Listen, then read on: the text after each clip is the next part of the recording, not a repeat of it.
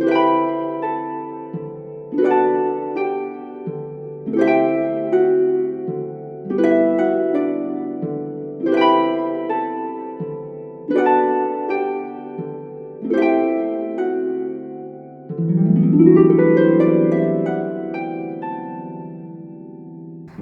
morning, my friend. Welcome back to our series, Back to Basics. The letting go of clutters because they hinder us from reaching God's goal for our lives. Today, in our Back to Basics series, we will learn the second among 5. Now, to review a bit, we learned in the previous video that the reason you and I are here, according to Jesus' swan song in Matthew 28:19 and 20, is to make disciples. Make disciples. This is the singular command in that passage. To illustrate, James is a disciple maker when he turns Robert into a builder, or BLDR. The 4 stages of discipleship.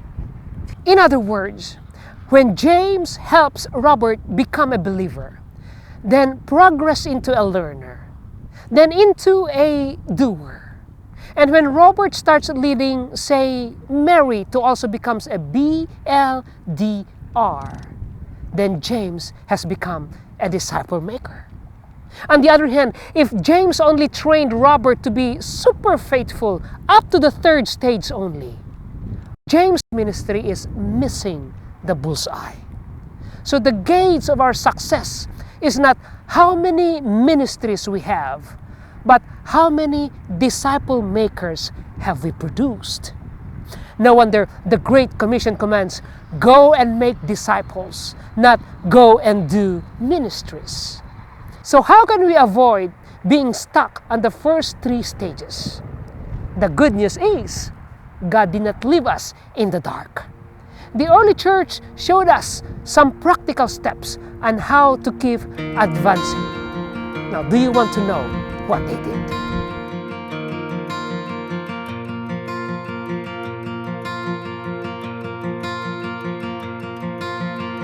Before we look at these practical steps, the Bible identifies 4 areas that need to be in place before authentic discipleship happens. These 4 areas are just like the 4 legs of this stool. They are all equally important. Nothing is more superior nor inferior. If one of the 4 is missing, then this tool is unstable. In the same way, your discipleship will become imbalanced if 1 or 2 are undeveloped or missing. So what are these 4 irreducible and non-negotiable areas? The first is worship. Once you see its importance, I assure you that you won't go back to a life without it again. No wonder worship is one of the most repeated commands in the entire Bible. Now let's define worship first. Now the word worship comes from an old English etymology meaning giving worth to someone, hence worthship. Why are you giving worth? Because this someone is superior and greater than anyone or anything. Worshipping God then means giving Him the recognition and applause He deserves. But you can only truly do this if you are genuinely captivated by God. If you have trained yourself to focus on Him, then when rivals come, you won't even budge an eye. Even the meaning of the Greek word for worship, proskuneo, is the same. It means to prostrate or bow oneself as a gesture of submission to a high authority figure because you realize that he is indeed superior. But Satan's deception is to make your problems and challenges look bigger or superior to God. And the moment you focus on your problems, you stop being a worshiper. You are now a worrier. That's why we need to be discipled in this area. Now let me prove it by giving you 3 examples. one in the Old Testament and two in the New Testament. Let's look at the first one.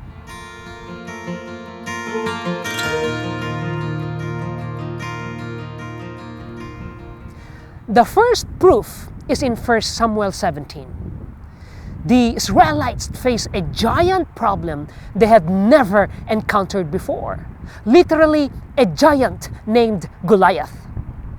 But instead of focusing on God, notice where their eyes are. 1 Samuel 17:4 says, Goliath was close to 7 feet tall. Now, the author highlighted that detail to show us that the Israelites were now focused on their problem, no longer God. Look where they're focused again in the following 3 verses. It says, he had a bronze helmet on his head, and he was wearing scale body armor. The weight of his bronze body armor was 5,000 shekels. He had bronze shin guards on his legs, and a bronze javelin was slung over his shoulders. The shaft of his spear was like a weaver's beam, and the iron point of his spear weighed 600 shekels. His shield bearer was walking before him. Again, why all these boring details? It's the author's way of telling us where the Israelites' focus was. No wonder they became warriors. Verse 24 continues, when all of the men of Israel saw these men. Did you notice the word saw? Their focus was on these men, not on God. As a result, the rest of the verse says, they retreated from his presence and were very afraid. What's missing?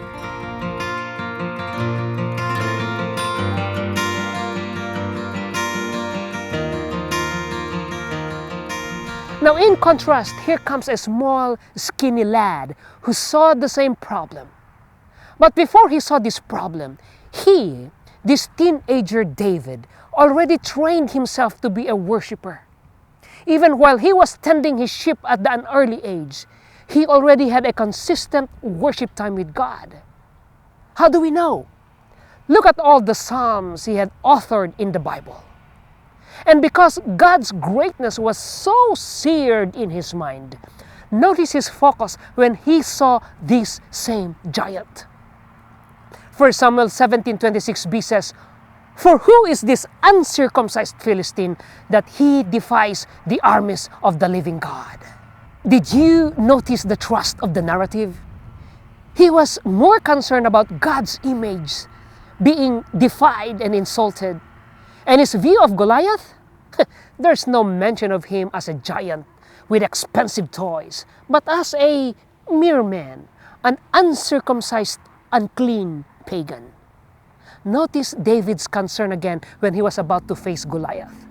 Verse 45 says, but David replied to the Philistine, you are coming against me with sword and spear and javelin, but I am coming against you. Notice the weapon of David, because this was what's preoccupying his mind since he was young. I am coming against you in the name of the Lord of heaven's armies, the God of Israel's armies, whom you have defied. You know, the Lord is so prominent in David's mind that even giant problems pale in comparison. The next verse highlights the primacy of the Lord again. Verse 46 says, this very day the Lord will. Did you notice that? This sentence is immediately punctuated with the Lord. The Lord is his emphasis. He cannot help it. I don't need to tell you how David easily defeated this giant problem. He was the true worshiper here, not the army of Israel.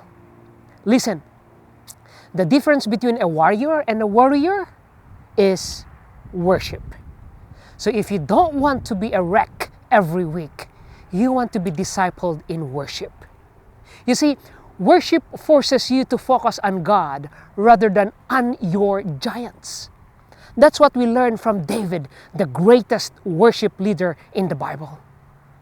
If you worship, you make God big. If you don't worship, you make your giant big. And when you focus on giants, you stumble.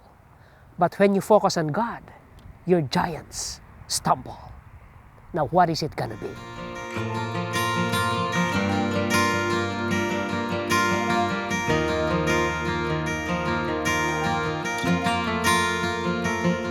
The second example is in Acts 4. Now, in this story, Peter and John were obeying God's command to make disciples when they were unfairly imprisoned, probably maltreated, and definitely threatened not to do discipleship again. Now, how did they respond? They call for a worship service. Acts 4:23 says, when they were released, Peter and John went to their fellow believers. In short, they called for a church, and the verse continues, and reported everything the high priest and the elders had said to them. Now, what did the church do after being placed in this giant problem? Acts 4:24 says, when they heard this, they raised their voices to God with one mind. They had a worship service. Notice the focus of their prayer. The verse continues, and said, Master of all, you who made the heaven, the earth, the sea, and everything that is in them. Did you notice that they immediately recognized the superiority of God, not the severity of their gashes?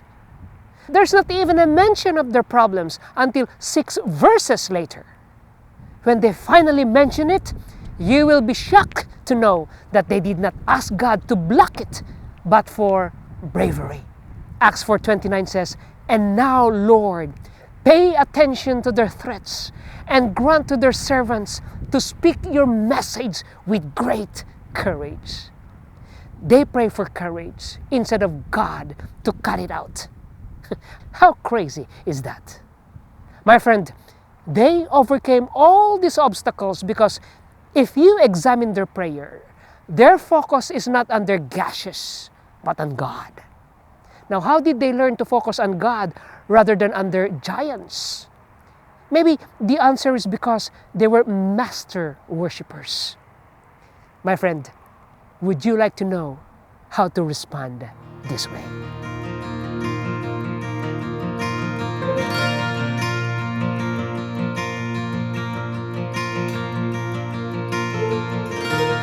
The third example is Paul and Silas. They were making disciples in Philippi, when they were mobbed, beaten, and thrown into jail. But instead of singing with self-pity, lonely, I'm Mr. Lonely, they conducted a worship service inside their cell. Acts 16:25 says, about midnight, Paul and Silas were praying and singing hymns to God. See that? They have a worship service. The verse continues, and the rest of the prisoners were listening to them. Now, if you read the rest of the story, you will see how God saved not only Paul, Silas, and the prisoners, but also the Philippian jailer and his whole household. My friend, I could give you 20 more examples from the Old and New Testament, but you got the point. And the common denominator among the examples was they overcame with flying colors their challenges because they were worshipers before their giants and gashes came into the picture. You cannot disciple someone unless you have some sort of a mastery about worship. Now, are you ready for some practical steps?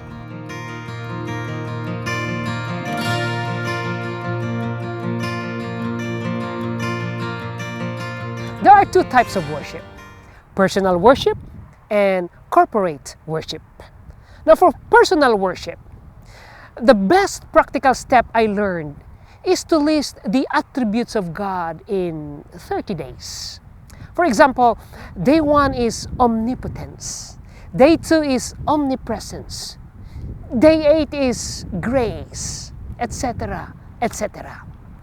Then if today is January 9, go to day 9 and find a song that talks about healing. If you are old school and want to use hymns, go to the back of your hymnal and you will see hymns arranged topically according to God's attributes.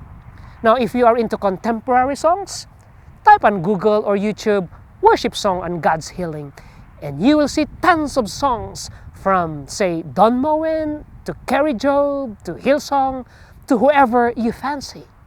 Then sing with that worship song. The following month, you go through this list again. That's why the list is divided into 30 to represent 30 days. I assure you, your view of God will change within a year. Wanna try?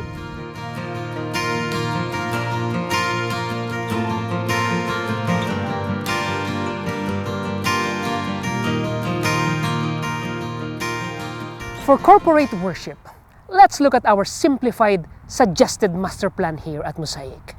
For the first stage, we want you as a new person to keep attending worship service. We want you to observe and enjoy worship with faith that you will become a believer. When you are now a believer, you are now ready to become a learner. Therefore, we train you to not just attend, but to keep participating in the worship service by using your spiritual gifts and skills. We'll train you to use instruments if you are good with instruments.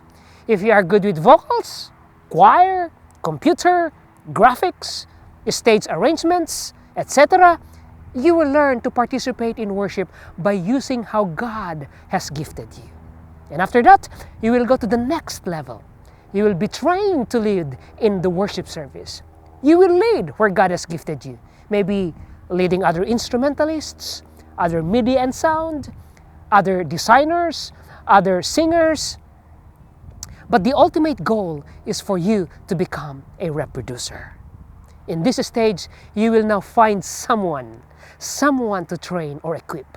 For example, if you are a guitarist, we don't want you to keep ministering only through the guitar. We want you to train someone to play the guitar. Or if you are a vocalist, to train another vocalist or vocalists. Remember, the goal is not just to minister, but to make disciples. So, how long for a person to complete the 4 stages? Now, some did it in 3 months, others did it in 3 years. A huge part of the answer depends on how much you desire to become a disciple maker. It's okay to be in whatever stage you are in right now. But what's not okay is to become stagnant in that stage. So will you take the challenge and go to the next level? If yes, what specific action will you do this week? While thinking about that, don't forget that worship is just one of the 4 legs of balanced discipleship. Do you want to know the other 3?